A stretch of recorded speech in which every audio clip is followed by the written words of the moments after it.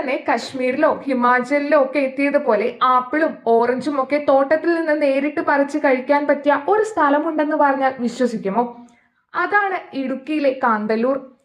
മൂന്നാറിന്റെ മലമടക്കുകൾക്ക് നടുവിൽ പച്ചപ്പണിഞ്ഞ പാടങ്ങളും ഓലമേഞ്ഞ പുരകളുമായി അതിസുന്ദരിയായി നിൽക്കുന്ന കാന്തല്ലൂരിലേക്കും ചന്ദനക്കാടുകൾ നിറഞ്ഞ മറയൂരിലേക്കുമാണ് നമ്മൾ ഇന്ന് യാത്ര പോകുന്നത്.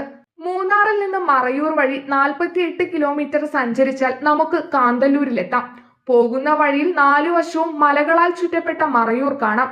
അധികം മഴ പെയ്യാത്ത എന്നാൽ നല്ല തണുപ്പുള്ള മറയൂരിലെ കരിമ്പിൻ പാടങ്ങളും അവിടുത്തെ പ്രശസ്തമായ മായമില്ലാത്ത മറയൂർ ശർക്കര ഉണ്ടാക്കുന്ന ഫാക്ടറികളും ഒക്കെ ഒരു പ്രത്യേക കാഴ്ച തന്നെയാണ്. ഒപ്പം ചരിത്രാതീത കാലത്തെ മനുഷ്യജീവിതത്തിന്റെ അടയാളങ്ങളായ മുനിയറകളും നമുക്കിവിടെ കാണാൻ കഴിയും. മറയൂരിൽ നിന്നും 32 കിലോമീറ്റർ മാറിയാണ് കാന്തല്ലൂർ സ്ഥിതി ചെയ്യുന്നത്. കാന്തല്ലൂരിലെ പ്രധാന ആകർഷണം അവിടുത്തെ കാർഷിക തോട്ടങ്ങളാണ്. ആപ്പിളും ഓറഞ്ചും മാത്രമല്ല, പാഷൻ ഫ്രൂട്ട്, ക്യാബേജ്, വെളുത്തുള്ളി എന്നിവയെല്ലാം വിളഞ്ഞു നിൽക്കുന്ന തട്ടുതട്ടായ കൃഷിയിടങ്ങളിലൂടെയുള്ള നടത്തം മനസ്സിന് ഒരു പ്രത്യേക കുളിർമയാണ് നൽകുക.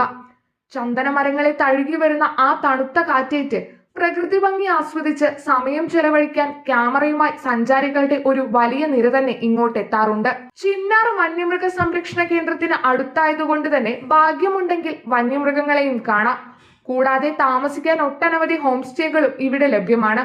അപ്പോൾ ഈ മഴക്കാലം അടിപൊളിയാക്കാൻ വണ്ടി കാന്തല്ലൂരിലേക്ക് തിരിക്കുകയല്ലേ?